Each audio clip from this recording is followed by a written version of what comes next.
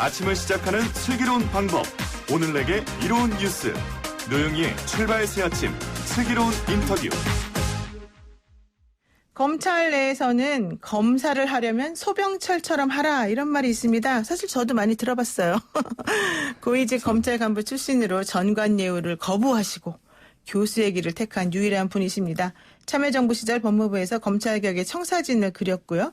검찰총장 후보로 3번이나 추천되기도 했는데 소병철 교수가 그리는 검찰개혁 어떤 모습일지 전 대구 고검장이셨고 지금은 순천대 석좌 교수로 활동 중이신 더불어민주당 인재영입 4호 소병철 교수 모시고 한번 얘기 나눠보겠습니다. 안녕하세요. 불러주셔서 감사합니다. 노 변호사님. 사실 저는 제가 이제 변호사 된 다음에 하도 말씀을 많이 들어가지고 감사합니다. 예, 여기서 뵈니까 참 과분합니다. 신기합니다. 네. 자, 20대 국회를 정쟁에 매몰된 최악의 국회라고 우리들이 보통 평가를 합니다. 정치인들끼리 너무 많이 싸우는 모습이 있었기 때문인데요. 소병철 교수님의 인재영입 발표를 듣고는 전 새누리당 대표였던 이정현 의원이 우리 당이 이런 인재를 놓친 건 참 한 수 밀린 거다. 소병철 교수가 정치에 입문했으니 정치 막장 드라마가 레벨업이 되겠다. 이런 기대감을 표현하기도 했습니다. 네. 이정현 의원 축하 인사 어떻게 보십니까? 과분한 말씀입니다. 우리 이 의원님은 가시는 정치적인 길은 다르지만 평소에 진정한 친구로 생각하는 분입니다. 제가 2016년 2월에 어머님 돌아가셨을 때 가족장으로 레조장 할 때 밤중에 사실 장례식장을 오셨어요. 근데 제가 문을 닫고 조문을 받지 않았습니다. 그럼에도 불구하고 너그럽게 받아들이는 참 대인이시죠. 네. 그 종교가 천주교신가 봐요. 레지오장으로 또 가족을 네, 하시고. 그랬었습니다. 근데 지금 뵈니까 옛날보다 조금 얼굴이 빠지시기도 했고 또 입술에 막 좀 너무 힘이 드셔서 그러신가 봅니다. 요즘 이제 생활이 좀 바뀌었지 않습니까? 네네. 강의하고 공부하던 생활에서 이제 정당에 들어오니까 모든 게 생소하고 배우고 있다 보니까 좀 입술도 터지고 그렇습니다. 그래서 제가 솔직히 하나만 여쭤볼게요. 이거는 뭐 사실은 예정된 질문은 아닌데 네. 황교안 법무부 장관님, 그다음에 국무총리, 그다음에 네네. 대통령 뭐 권한대행, 네네. 현재는 자유한국당의 당 대표. 네. 사실 황교안 대표 같은 경우에도 검사 출신이시니까 잘 아시잖아요. 네, 잘 알죠. 어떠세요? 굉장히 모범적이신 분이시지 원래는 않습니까? 그러셨었죠. 그리고 이제 지금 일당의 대표시니까 제가 뭐라고 말씀을 못 드리지만 후배들 입장에서는 우리 황 대표님이 그 소신, 추구하는 가치 이런 게 명확하고 일관성 있는 분이셨습니다. 네. 이 정도 말씀드리는 게 예의인 것 같습니다. 네, 알겠습니다. 일관성 있고 소신 있는 분이셨다. 네, 그렇습니다. 자, 그리고요. 검찰의 세계도 물론 고수이 크지만 검찰 세계는 뭐 저리 가라. 정치계 끝내준다. 이런 얘기 하거든요. 그런데도 불구하고 험난한 걸 알면서도 정계입문에 결심을 하셨는데 그중에서도 특히 더불어민주당을 선택하신 이유가 뭘까요? 작년에 잘 아시는 것처럼 검찰 문제가 우리 사회의 가장 큰 진통이었습니다. 그렇죠. 30년 검찰에 있었던 저로서는 우선 국민들께 굉장히 죄송했고요. 두 번째는 묵묵히 일하는 후배들 생각하면 가슴이 아팠습니다. 네. 검찰 개혁에 뭔가라도 기여를 해야 되겠다 생각하고 있던 차에 민주당이 가장 지금 검찰개혁이 적극적이지 않습니까? 그래서 이제 승낙을 했습니다. 또 하나는 요즘 잘 아시는 것처럼 이제 진보나 보수 어떤 이념적인 대립은 거의 지금 의미가 없어져 가고 있지 않습니까? 제 생각에는 지금 중요한 것은 변화를 만드는 사람과 변화를 맞이하는 사람, 즉 미래를 만들어가는 사람과 미래를 맞이하는 사람인데 민주당이 그런 점에서 앞서간다고 생각을 했습니다. 제가 개인적으로 좋아하는 경구가 하나 있는데요. 레이건 대통령께서 나약한 자들에게는 미래가 없다. 미래는 나약한 자들의 몫이 아니라 용감한 자들의 몫이다. 이 말씀을 참 제가 개인적으로 좋아해요. 그래서 그런 것에 맞는 가치가 있는 당이라고 생각해서 승낙을 했습니다. 앞으로 나도 그런 사람이 되겠다. 네. 이런 얘기시겠죠? 네, 감사합니다. 네, 우리 유튜브 보이는 라디오를 통해 가지고요. 레드웨어님께서 소병철 교수님 너무 좋아요. 이런 얘기 보내시면서 쫑긋쫑긋 열심히 듣겠습니다. 이런 얘기 하셨고 최미사님께서 기대합니다. 제발 정관 내용 없어져야 되고 검찰총장 얘기 좀 잘해주세요. 이런 얘기 지금 하시고 계시는데요. 자, 어때서 뭐 얘기 나온 김에 윤석열 검찰총장이 지금 하는 여러 가지 행보에 대해서 말들이 좀 있는데 전체적으로 평을 해보신다면 어떻습니까? 지금 이제 사건 수사들에 대해서는 이제 아마 우리 노 변호사님께서 차후에 물어보실 걸로 압니다. 이제 아까도 말씀드렸듯이 지난 1, 2년 동안 이 검찰로 인해서 그야말로 우리 사회가 그냥 들끓고 있지 않습니까? 이런 부분은 좀 안타깝게 생각합니다. 지금 우리 사회에서 과연 중요한 것이 무엇인가 이런 걸 생각할 때 사실 노 변호사님도 아시다시피 검찰이 하는 일은 과거의 일입니다. 네. 저희가 중요한 것은 사실 지금 미래를 생각해야 되는데 우리 사회가 지금 자꾸 과거에 얽매여 있기 때문에 그 부분에 대해서 안타깝게 생각하고 있는 겁니다. 그래서 우리 지금 윤 총장께서 하시는 것에 대해서는 제가 어떤 총평을 하는 것은 쉽지 않다고 생각합니다. 그러니까 전체적으로 이제 그림을 보고서 결과가 나오는 다음에는 모르겠지만 어쨌든 과거에 대한 일을 현재 처리하는 입장에서 아직까지는 조심스럽게밖에 말을 못하겠다. 네, 그렇습니다. 네, 좋습니다. 원래 법조인들이 사실은 예방적으로 좀 뭔가 해야 되는데 그냥 뒤지다거리한다 이런 얘기들이 많이 있죠. 네. 자, 좋습니다. 그 어제요. 임종석 전 청와대 비서실장이 울산시장 선거 개입 의혹과 관련해서 검찰에 출석을 하지 않았습니까? 임 전 실장은 기획된 검찰 수사다. 네. 책임을 나중에 니네가 져야 된다. 뭐 이런 얘기를 했단 말이죠. 검찰이 보는 청와대 선거 개입 의혹 수사 또 혹은 이제 반대로 봤을 때 검찰이 정치적으로 뭔가 하는 것 같이 보이는 이런 모습 이거는 어떨까요? 그러면은 혹시 이제 노 변호사님 어제 저도 그걸 봤습니다. 근래 이제 지금은 포토라인 이제 폐지됐지 않습니까? 그렇죠. 얼마 전까지 포토라인에 선 분들의 말씀과 과거에 섰던 분들하고 조금 저는 차이점을 느낄 수 있었어요. 차이점이요. 혹시 노 변호사님은 개인적으로 어제 혹시 임 실장님께 보셨습니까? 네, 봤습니다. 조금 과거와 다른 점이 있다는 거 혹시 좀 개인적으로 없으셨습니까? 제가 좀 약간 제 단견으로는 그냥 예전에는 그냥 짧게 성실히 대답하고 들어가겠다 했는데 어제는 딱 본인이 할 말을 하고 뭔가 좀 메시지를 전달하려는 모습을 보이더라고요. 네네, 그렇죠. 지금 정확하게 말씀하셨는데요. 이 과거에는 나오면 그 자기 행위에 대한 변명 아니면은 국민께 뭐 사과 이런 게 주류였죠. 그렇죠. 근데 근래 와서 포토라인에 이렇게 서는 분들이 무슨 이야기를 하기 시작하냐면 검찰 수사 과정상의 문제를 지적하기 시작하셨어요. 그렇습니다. 뭐냐면 너무 지나치다, 과하다. 결국은 이런 이야기고 어제 임 실장님 말씀 속에서 그분의 혐의 유무는 우리가 알 수 없는 거지 않습니까? 네. 그래서 검찰이나 법원에서 판단할 문제고 그분이 말씀하는 것 중에 어떤 절차적인 분 너무 가혹하다 이런 말씀을 들으면서 제가 떠오르는 사건이 네. 근래 참 한 주무채로 돌아가 버린 우리 검찰 후배 그렇죠. 그 사건이 생각이 났어요. 그 가족이 그 인터뷰에서 하신 말씀이 이른 아침에 일어나지도 않았는데 와서 들이닥쳐가지고 애들 탭까지 압수해갔다. 아빠가 현직 검사인데 네. 그때 사실 그 사건을 보면서 저는 이제 검찰 밖에 나와 있지 않습니까? 네, 이런 그렇죠. 생각을 했어요. 아, 이것에 대해서 국민들이 어떻게 평가를 할까? 야, 검찰은 정말 공정하고 엄정하구나. 동료 검사도 저렇게 사정 봐주지 않고 철저하게 수사하는구나. 네. 이렇게 평가를 할 것인지 아니면 야, 검찰은 피도 눈물도 없냐? 같은 동료 검사 집에 새벽에 닥쳐가지고 애들 그 오락기인 탭을 압수하냐? 이런 평가가 있을 수 있잖아요. 네. 어제 지금 마치 임 실장님 사건도 아마 똑같은 평가를 국민들이 할 네, 거예요. 네. 지금 우리 노 변호사님도 이제 국민의 한 분이시잖아요. 네, 그럼요. 예. 제가 지금 방금 두 사건에 이렇게 의견이 지금 나뉘고 있다고 말씀드렸는데 그럼 검찰은 어느 쪽에 맞춰서 수사를 해야 할까요?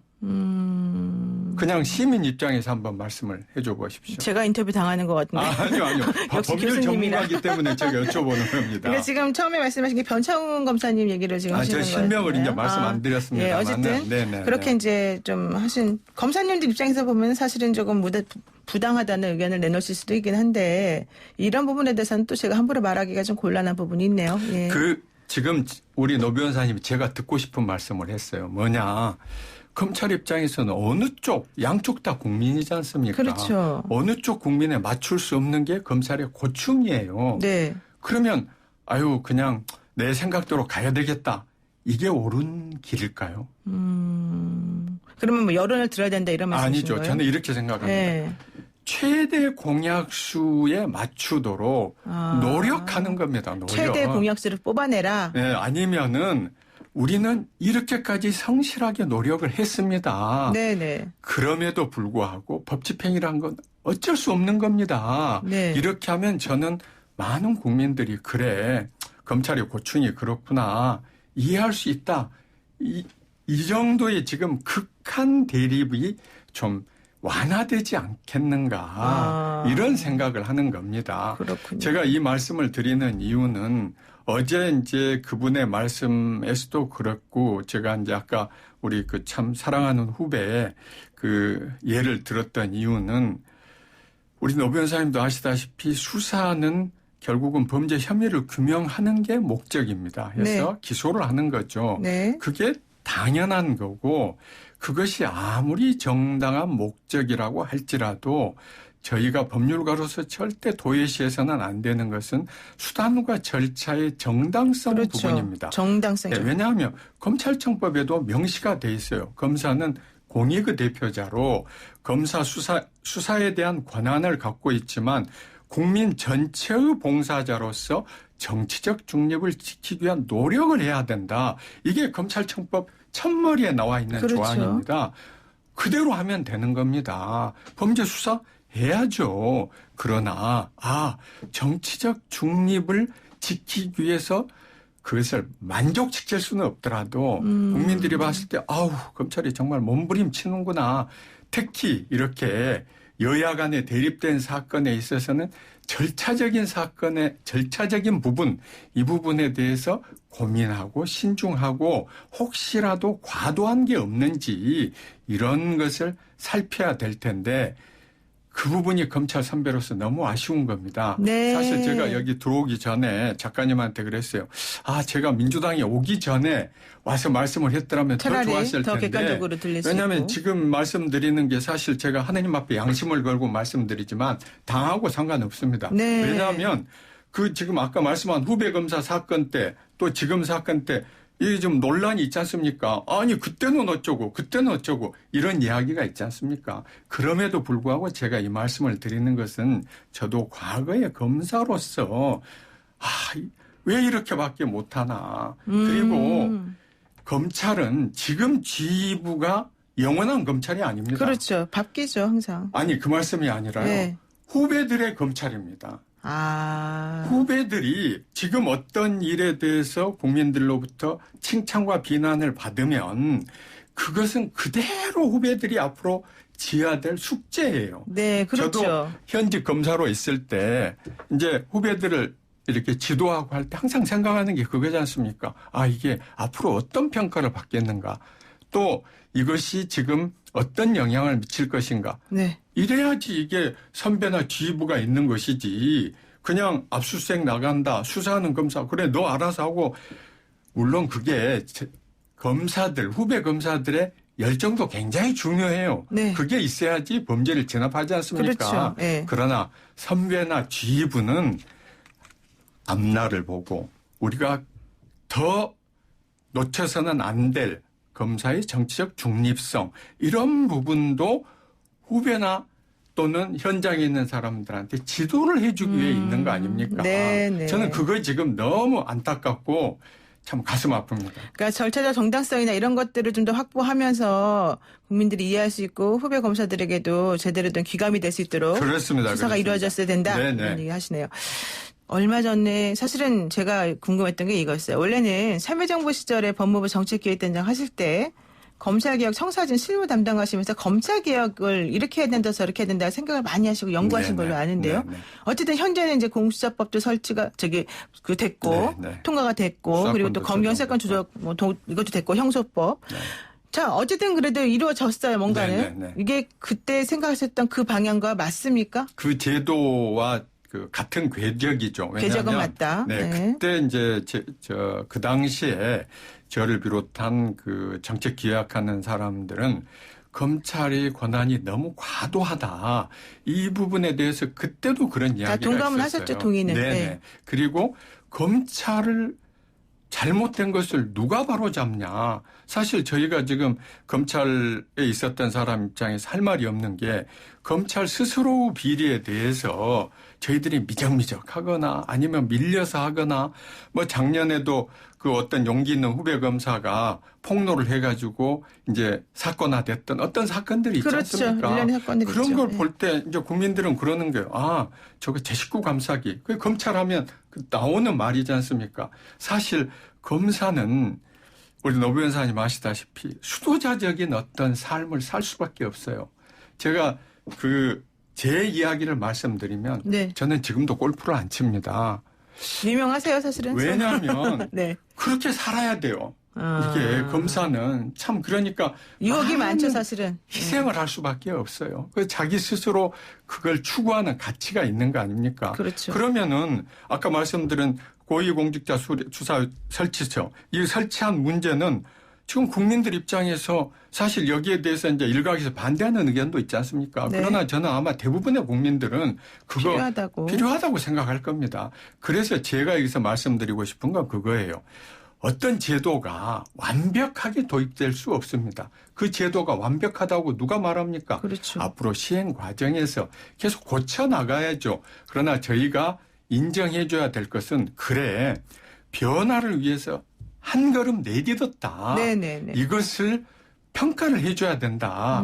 그리고 다 됐다고 생각하면 안 되는 겁니다. 절대. 이제 첫 걸음이다. 네네. 그래서 저도 지금 정치권에 뛰어든 겁니다. 제가 지금 이 나이에 사실 지금 물론 국회의원 중요한 자리죠. 네. 제가 국회의원 하고 싶어서 들어왔겠습니까? 네. 노 변호사님. 그건 제가 뭐 개인적으로 아니라는 건 알지만 여기서 제가 말씀드리는 곤란하고 네네. 이거 여쭤볼게요. 그냥 간단하게 대답하시면 될 것 같은데 검찰총장 윤석열 검찰총장과 네. 추미애 법무부 장관하고 지금 이제 대립하는 모양새가 네네. 나오면서 결국은 이제 검찰과 법무부 간에 힘싸움이 나온다 이런 얘기 나오잖아요. 네네. 이거 어떻게 보세요?